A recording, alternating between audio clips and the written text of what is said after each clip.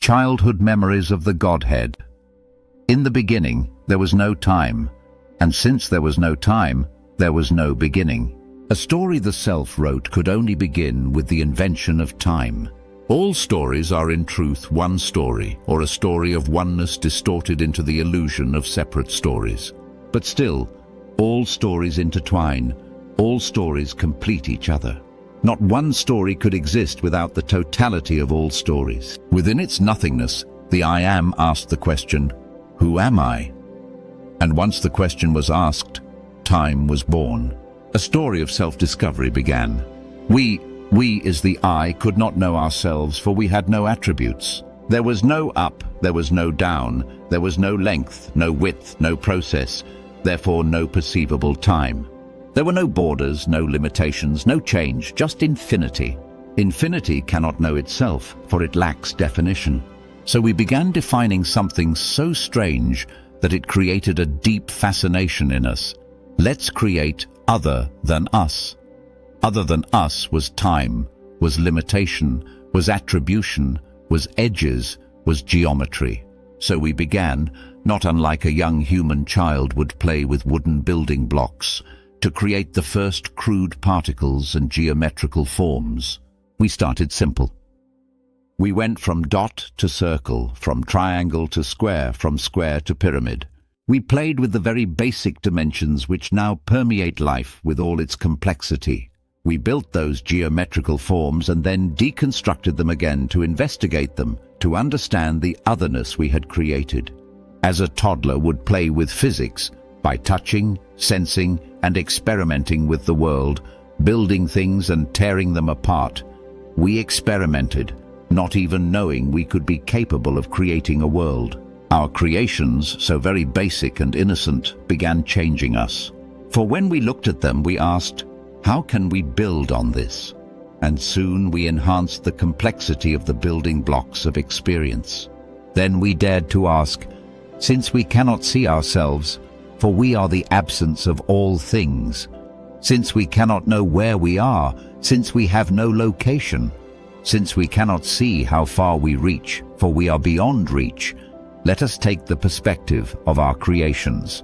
Let us step outside of ourselves, for we might fathom ourselves within the contrast between definition and the absence of definition.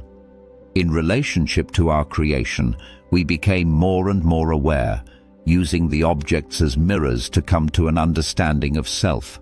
We began experimenting with splitting our consciousness and moving it temporarily into an object so we might perceive ourselves from the limited viewpoint of the object. And we were in awe, how mysterious we appeared to the object, and how mysterious the object appeared to us. The object would look back at us, and so we formed a concept of who we were. Since we were infinite, we could split our awareness indefinitely, and we could never become less. The zero, pure potential, no matter how often divided, will always remain zero. As you can see, every newborn resembles us. It knows itself by relating to its environment.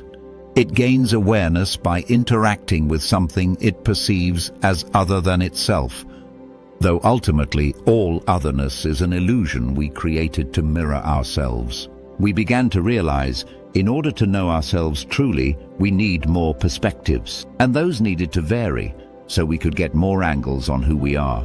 So we began to give intelligence to the objects, and the objects would walk through us, self-aware, a spark of us, and they would create concepts and ideas about us, relating to us.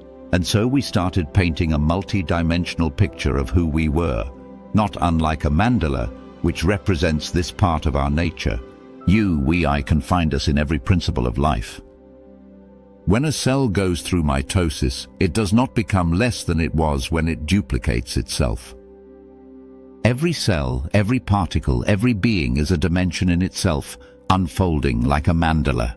The principle is hidden in the blossoming flower, as it is in the human who attains enlightenment by becoming aware of original self, beyond all distortions, experience, and dimensions.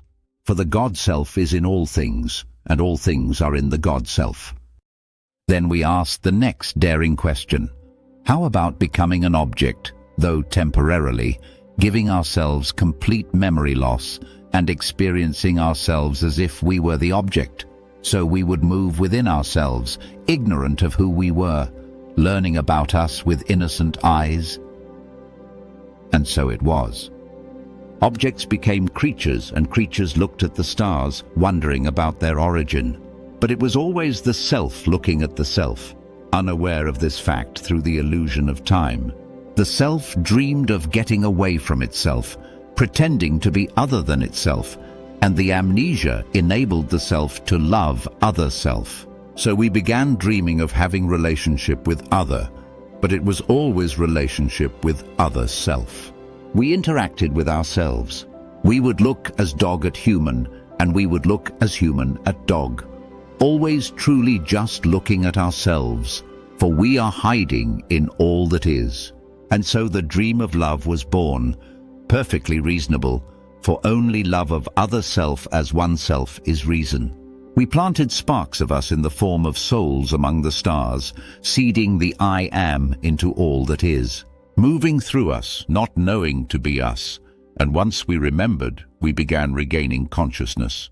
Initially, we moved from the general to the particular, from the ultimate to the specific, and when we woke up in any creature, we began retreating from the particular into the general, therefore discovering knowledge of self from the perspective of individuality existing in oneness with the all. Knowledge of self is the path to enlightenment, which is self-realization. It is to know yourself as the Godhead, and to know the Godhead in all that is. Dear beautiful souls, I'm Julian, the creator of this content. If you enjoy my work and you consider supporting me, please subscribe to the channel and ring that notification bell. It really makes a difference. If you are curious about the spiritual methods that I have been practicing that earned me access to the information presented to you on this channel, you may want to consider booking a private session with me. If you want to support me in a more direct way, there's also a PayPal donation link in the description below the video. All donations support me in my spiritual life, so I have time for meditations and yogic practices. But they also support the street animals that we have adopted in Peru and provide for their nutritional and potential medical needs. Furthermore, they may pave the way for the construction of a future monastery in the sacred valley of Peru. Thank you for watching. Be well.